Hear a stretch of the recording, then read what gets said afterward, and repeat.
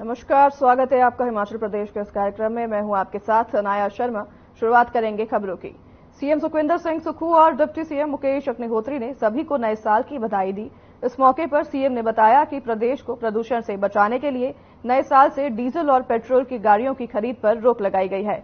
Cabinet के approval के बाद ही गाड़ियों को ले सकेंगे। पूरे प्रदेश को हरित ऊर्जा वाला बनाना है, जिसके लिए ई व्हीकल पर जोर दिया जा रहा है। जो आ रहा है उसकी बहुत बहुत शुभकामनाएं। नववर्ष मंगलमय हो, खुशियां भरा हो, प्रदेश में समृद्धि आए और प्रदेश में आने वाले समय में सुख शांति हो, ये हम भगवान से प्रार्थना करते हैं, देवी देवताओं से प्रार्थना करते हैं कि हिमाचल प्रदेश में अगला जो वर्ष हो वो समृद्धि भरा हो। और इन सब के लिए मैं सभी प्रदेशवासियों को नव वर्ष की बहुत बहुत शुभकामनाएं देता हूं। सर, हमने अपने बजट में घोषणा की थी कि हम हिमाचल प्रदेश को हिमाचल प्रदेश के पर्यावरण के हिसाब से, हिमाचल प्रदेश की भौगोलिक स्थितियों के हिसाब से उसको ग्रीन स्टेट के रूप में विकसित करेंगे।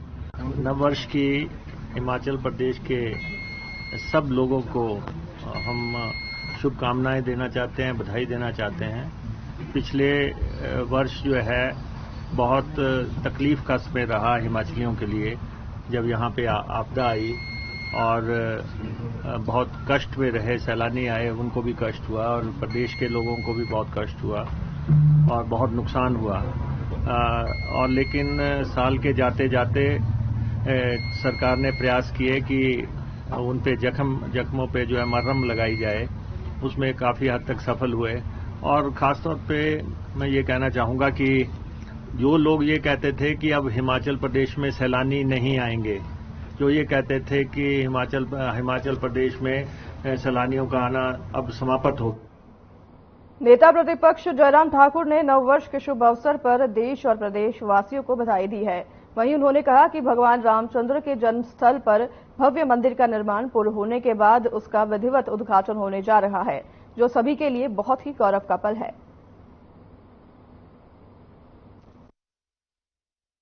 नमस्कार, आप सभी देशवासियों को नव वर्ष की बहुत बहुत बधाई और शुभकामनाएं। नया वर्ष अब की बार हमारे लिए और भी ज्यादा महत्व का है, क्योंकि भगवान रामचंद्र जी के जन्म स्थान पर भव्य मंदिर का निर्माण पूर्ण होने के पश्चात विधिवत उसका उद्घाटन होने जा रहा है और स्वाभाविक रूप से ये हमारे लिए गौरव का पल है। एक बार फिर से इस पावन अवसर पर मैं आप सबको बहुत बहुत बधाई और शुभकामनाएं देता हूं। नमस्कार, जय हिंद। शिमला में कांग्रेस अनुसूचित विभाग का प्रतिनिधि मंडल मंत्री यादवेंद्र गोमा से सचिवालय में उनके कार्यालय में मिला और उन्हें शॉल, टोपी और संविधान की प्रस्तावना की कॉपी भेंट की। साथ ही अनुसूचित जाति से मंत्री बनाने पर मुख्यमंत्री और कांग्रेस के राष्ट्रीय नेतृत्व का आभार भी व्यक्त किया। और इस दौरान मंत्री यादवेंद्र गोमा ने कांग्रेस अनुसूचित जाति विभाग का आभार जताया और समाज के उत्थान के लिए कार्य कराने के आश्वासन दिए। वहीं मंत्री यादवेंद्र गोमा ने कहा कि पूर्व में भी अनुसूचित जाति कांग्रेस के प्रदेश अध्यक्ष रहे हैं और उस दौरान भी समाज के उत्थान के लिए कार्य किया था। वहीं दिल्ली में हाल ही में हुए कांग्रेस की बैठक को लेकर उन्होंने कहा कि लोकसभा चुनाव को लेकर यह बैठक बुलाई गई थी, जिसमें मुख्यमंत्री, सभी मंत्री और सीपीएस सहित वरिष्ठ नेता इस बैठक में मौजूद रहे हैं।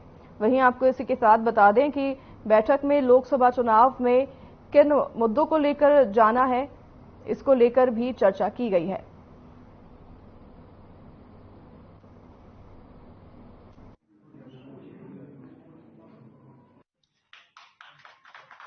हमारे जो अनुसूचित जाति के लोगों की जो समस्याएं थी, उनकी जो वहाँ पर कमियां थी, उसको हमने समय समय पर सरकार को भी अवगत कराया, अपने पार्टी के लोगों को भी अवगत करवाया और आज सभी ये लोग इकट्ठा हुए हैं। मैं इनका भी धन्यवाद करता हूँ। और नंदा जी जो हैं, अब इन्होंने कार्यभार संभाला है, तो मुझे उम्मीद है कि जो भी अनुसूचित जाति के लोगों की समस्याएं होंगी, जो भी कमियां रह गई हैं समाज में, इनके साथ मिलकर जो है हम सरकार के समक्ष उठाएंगे और समस्याओं को जो है अपनी ओर से पूरा करने का प्रयास करेंगे। आज अनुसूचित जाति वर्ग के लिए बहुत खुशी का दिन है। खुशी की बात है कि हिमाचल प्रदेश की सरकार के अंदर 2 कैबिनेट मिनिस्टर्स और एक हमारे डिप्टी स्पीकर साहब और 2 चीफ पार्लियामेंट्री सेक्रेटरीज को जो है इंक्लूड किया गया है। एक जो पॉपुलेशन के हिसाब से रिप्रेजेंटेशन की बात हमेशा जो है हम सरकार के साथ करते रहते थे। आज जो है सरकार ने अपनी कमिटमेंट्स को पूरा किया है।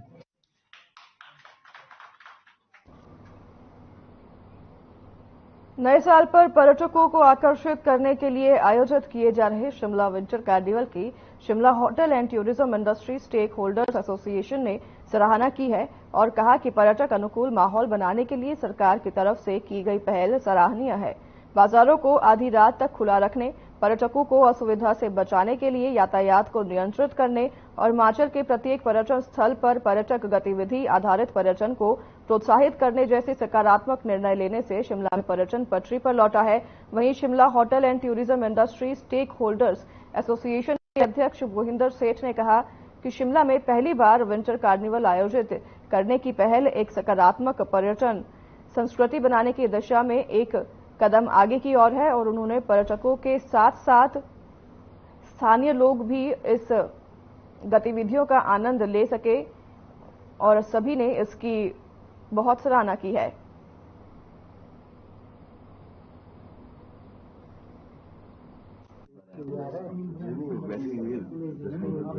को किस तरह देखते हैं? दूसरी बात आप सबको ये ज्ञात है कि tourism is the mostly hit industry from last many years for one reason और द अदर। और यहाँ पर एक टूरिज्म एटमॉस्फेयर क्रिएट करने की आवश्यकता है ताकि जो पर्यटक हैं यहाँ पर आएं और एंजॉय करके जाएं, जिसके लिए कि जैसे अनिल जी ने भी कहा, हम इसको कहेंगे बहुत सराहनीय कदम है। To at least somewhere something has been started. Winter carnival हुआ, जो टूरिस्ट आएगा उसको एंजॉय करेगा। और जो एक ड्राइनेस थी कि शाम के समय अगर आप मॉल रोड पे जाएं तो कुछ नहीं देखने को मिलता था, एक माहौल क्रिएट हो गया। इसके लिए मैं भी अपने तहे दिल से माननीय मुख्यमंत्री जी का भी, सुखविंदर सिंह सुक्खू जी का धन्यवाद करना चाहता हूँ। ट्रीटमेंट को किस तरह देखते हैं? दूसरी बात सर ने बात की, आज तो हमें वो नजर नहीं आ रही है, मगर हमारा आपसे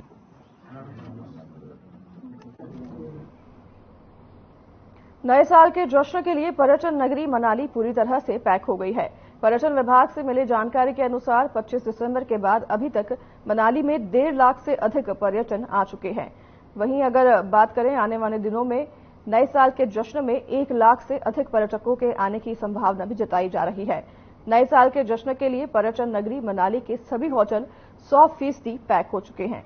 इसके अलावा जिला के कुल्लू, मणिकर्ण, कसोल, नग्गर के सभी होटल लगभग पैक हो चुके हैं। वहीं होटलियर्स का कहना है कि अभी तक न्यू ईयर को लेकर बड़े होटलों में 100% तक बुकिंग हो चुकी है। इसके अलावा छोटे होटलों में भी काफी बुकिंग हो रही है। वहीं हिमाचल पर्यटन विकास निगम के उप महाप्रबंधक BS आक्टा का कहना है कि निगम के सभी होटल पैक चल रहे हैं। निगम के होटलों में पर्यटकों की सुविधा के लिए डीजे, बॉनफायर, कुल्वी नाटी का भी आयोजन किया जा रहा है। ऐसे में नए साल का जश्न होटलों में धूमधाम से मनाया जाएगा। बाढ़ की आपदा के बाद जो टूरिज्म पॉइंट ऑफ व्यू से होटल बिजनेस में और उसमें बहुत ज्यादा गिरावट आ गई थी और आ गई थी, लेकिन धीरे धीरे अब जो है टूरिस्ट का फ्लो जो है पिकअप होना शुरू हुआ और 18-20 दिसंबर के बाद हिमाचल प्रदेश पर्यटन विकास निगम के लगभग सभी होटल ऑलमोस्ट फुल चल रहे हैं और हमारा जो है मतलब ये आगे न्यू ईयर तक जो है ऑलमोस्ट फुल रहेंगे। जहां तक गतिविधियों की वो है तो आजकल पर्यटन विकास निगम मनाली में होटल कुंजुम में शाम को बारबेक्यू, स्नैक्स, ड्रिंक्स और लाइव म्यूजिक, बोनफायर का इंतजाम आजकल रोज किया जा रहा है 30 तक।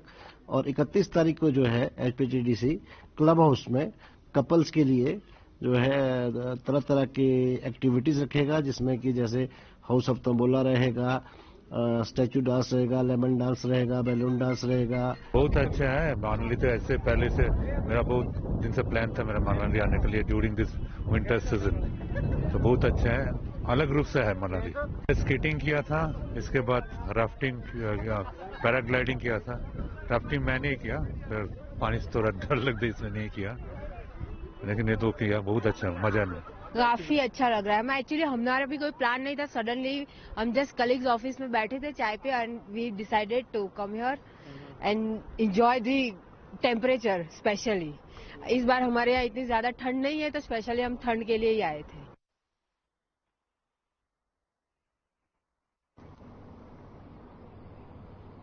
डलहौजी में वर्ष 2023 को अलविदा कहने और वर्ष 2024 का स्वागत करने के लिए इस बार बड़ी संख्या में पर्यटकों के आने की उम्मीद जताई जा रही है, जिसे देखते हुए जहां एक तरफ कई होटल व्यवसायियों ने पर्यटकों के मनोरंजन के लिए कई तरह के कार्यक्रमों के आयोजनों की प्रक्रिया शुरू कर दी है, तो वहीं प्रशासन ने भी पर्यटकों की सुविधा के लिए अपनी तैयारी पूरी करनी शुरू कर दी है।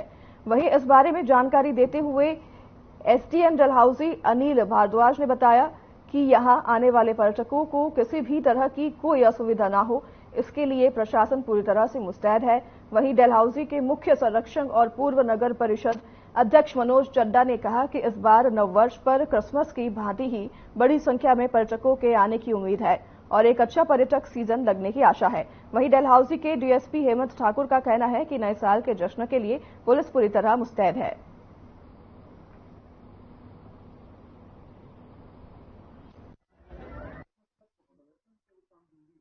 जैसा कि आप जानते हैं, डलहौजी में नव वर्ष पर भारी संख्या में पर्यटकों के आने की उम्मीद है व प्रशासन ने पर्यटकों की सुविधा के लिए पहले से ही समस्त विभागों को जरूरी दिशा निर्देश दे दिए हैं व पुलिस के अतिरिक्त जवान कानून व्यवस्था व यातायात को सुचारू रूप से चलाने के लिए यहां आ गए हैं।